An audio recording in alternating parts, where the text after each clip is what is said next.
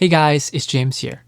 Today I'm going to take a look at Softube's Amp Room from a metal audio engineer's perspective. I'll showcase Amp Room in a progressive metal track with clean, overdrive, and high-gain guitar tones, plus a classic bass tone. I'll compare Amp Room's ENGL model to the ones from STL Tones AmpHub, Plug-in Alliance, and Overloud THU. I'll compare Amp Room's Marshall models to the ones from Mercuriall Audio Spark and STL AmpHub, and lastly, I'll discuss the strengths and weaknesses of Amp Room. Softube did send me Amp Room for free in exchange for a review, for which I'm quite thankful, but as always, it will not stop me from staying honest and unbiased. Because I'm reviewing Amp Room from a mixing engineer's perspective rather than a guitarist, I won't be discussing stuff like how the amp responds to your playing or features designed for live performance. Alright, here's Amp Room in the mix, featuring the progressive rock guitarist Armando Bablanian from The Ref.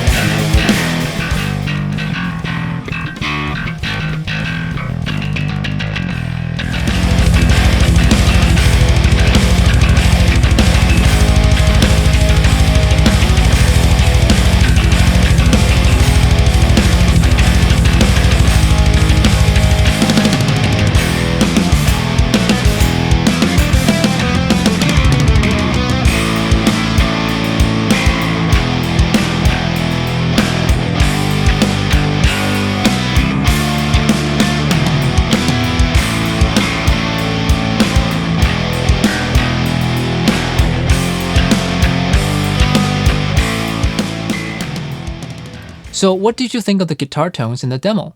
Let me know in the comments. The track is from The Ref's debut EP, Leap of Faith, which I had the pleasure to mix and master. This record has some world-class progressive music that you would definitely not want to miss out on if you are into prog. So be sure to give them a listen on Spotify, Apple Music, or whatever platform you're on. Trust me on this. Now, before I dive into the review, I want to give Amp Room a quick introduction in case you're not familiar with it. Amp Room is a different kind of amp sim compared to the likes from Neural DSP and Joey Sturgis Tones. As the name suggests, Amp Room is more like a virtual recording studio where you have access to different pedals, amp heads, cabs, and signal processors like compressors and EQs. You also have full control of the signal path, so you can experiment with some crazy, unorthodox routing that would have fried your equipment if you tried it with real hardware. Personally, I was really happy with the guitar and bass tones in the demo, which were created strictly with only Amp Room. My high-gain setup for the Prog demo was quite simple. Just an ENGL amp head paired with an excellent IR from Cole, which comes with Amp Room by the way. The tone is mid-forward, warm, but also has a nice edge to it, which I thought was great for the song. It also has the amp in the room kind of three-dimensional feel to it, and the distortion quality is fantastic. For the overdrive tone, I used the Marshall Plexi head paired with the German Adder American 4x12 IR from Softube, along with a couple effects pedals and tape echoes for the delay. The tone is snappy and edgy. It's like you can actually see the strings vibrating against the fret.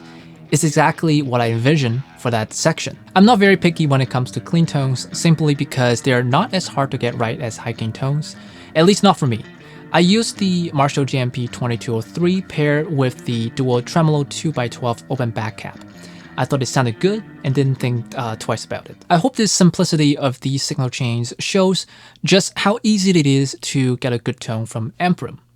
For the bass guitar, I wanted a classic tone with a good amount of presence and mid-range, so that it's a bit separated from the guitars. I split the DI signal into 2 bands with the crossover at around 200 Hz, conveniently right within Amp Room. For the top end, I used the classic MPEG head with an MPEG 8x10 cap. For the low end, I just used an API compressor to keep it nice and consistent. Then I compressed it a little bit more, EQ'd it, and added some subtle saturation. Finally, I used the Room IR module to add just a slight room reverb to it so the bass isn't so dead in the center. Now it's time for some comparisons. Using the same cap IRs, I'll compare the same or similar ENGL amp heads from Amp Room, Overloud THU, STL AmpHub, and Plugin Alliance E646 so you can hear the differences in the simulation for just the amp heads.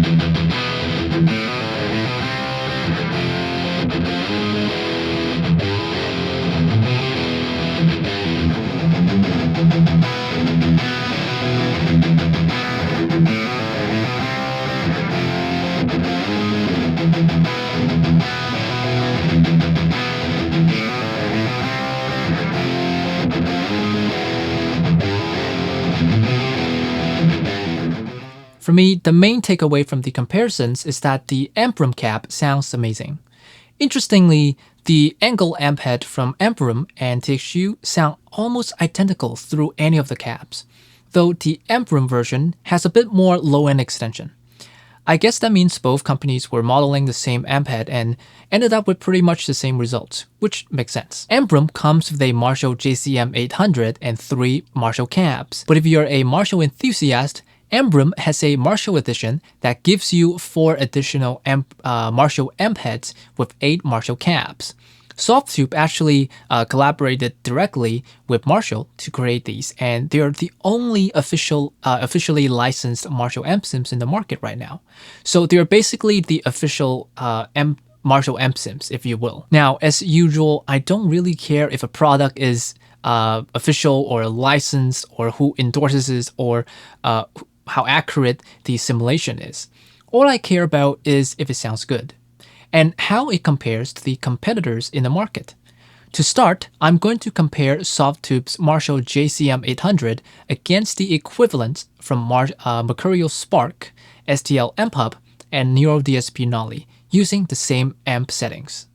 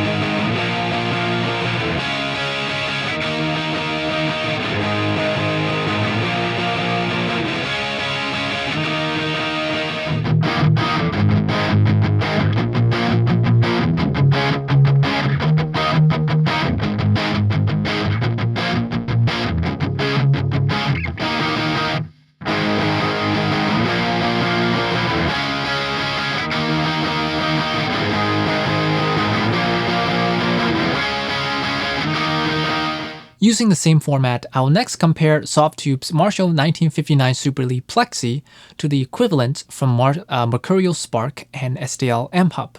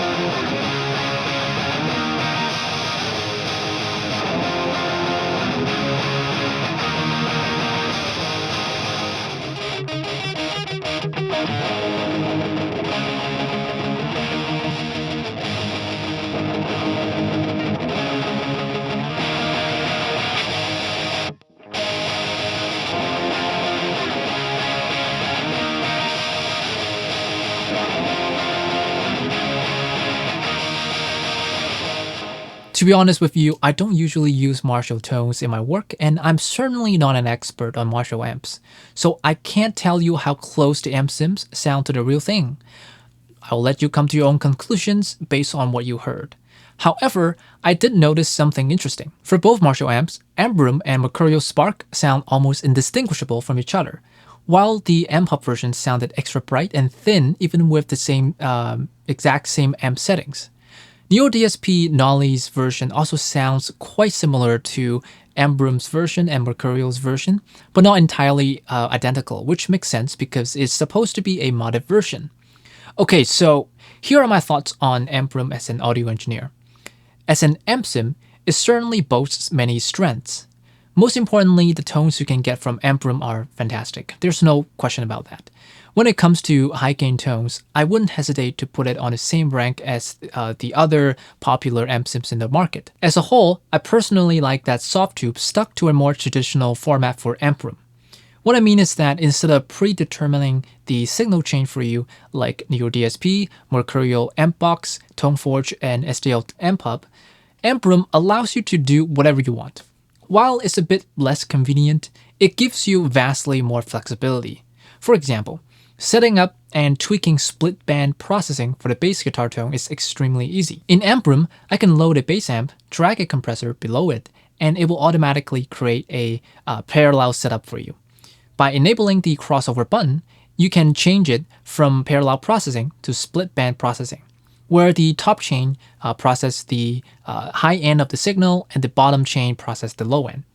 With this, you can easily adjust the crossover frequency using just a knob. It's a lot faster and easier than manually splitting the signal with two different EQs on two different tracks. Using a similar workflow, I can also easily create unique tones by running two different amp heads, two caps, or both, in parallel.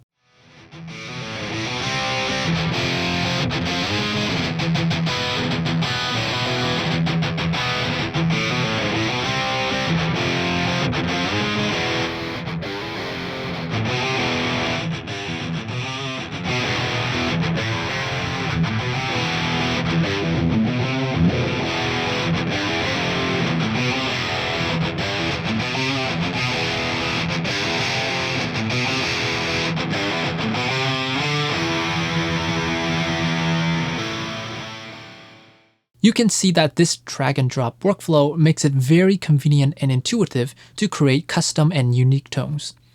The utility modules, while nothing special on their own, are actually incredibly handy.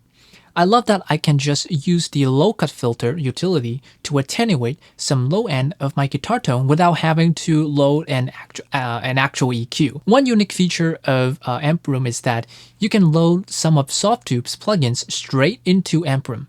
For example, I own Softube's Tape and Tape Echoes plugins, which I use for mixing and mastering, but I can also load them into Amp Room and use them as part of my guitar chain. That is so awesome because you can tweak the plugin right inside Amp Room instead of treating it as a completely separate insert in your DAW. These plugins are labeled Amp Room Ready on Softube's website, and as you can see here, it's quite a selection, and many of you probably already have some of them. The cap selection and quality are excellent.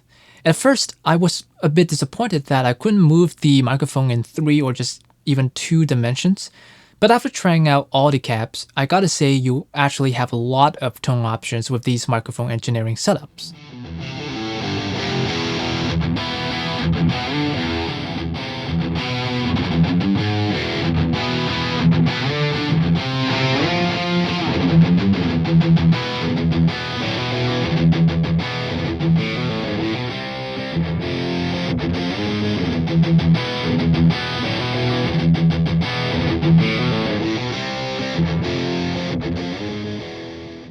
In terms of weaknesses, I think the biggest one for me personally is the lack of variety in high-gain amps and cabs. Now keep in mind this might not be the case for you at all, depending on various factors like the genres you work in and your preferences. But for myself, I would love to see 5051, Bogner, Randall, or even just more models from Mesa and ENGL. I especially would love to have more non-Marshall cabs.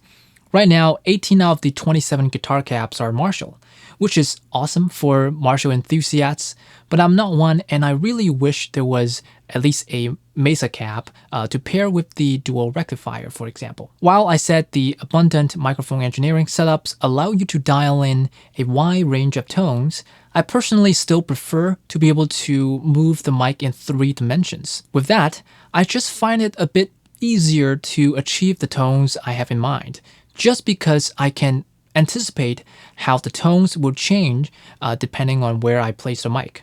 If I move it closer to the speaker cap, I know I'll get more high end and less body.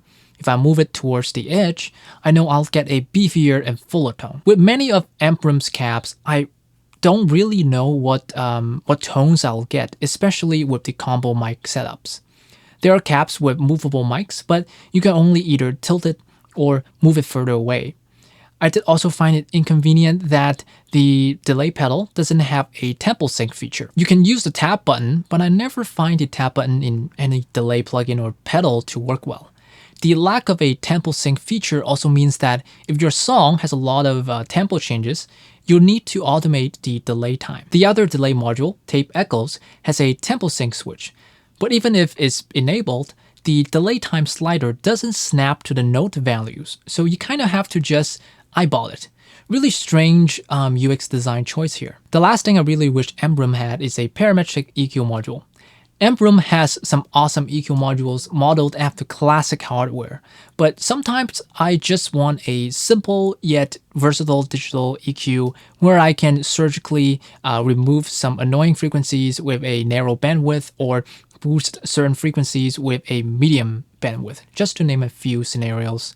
The bottom line is I would love to have an EQ where I can have full control of the gain, bandwidth, and the frequency. Overall, I think Amp Room is a great choice if you're looking for what I would call an all-around amp sim that gives you pretty much the whole rig to create any tones you can imagine. It focuses on authentic simulation of classic amps and cabs, especially Marshall ones, while also giving you a lot of creative flexibility by taking advantage of the digital format, where you can load compatible Softube plugins and bypass the constraint of hardware and create as complicated and unorthodox of a signal chain as you want. That's it for the video. Give it a like if you find it helpful or informative. Subscribe if you're into music production and want to see more content like this. And I'll see you next time.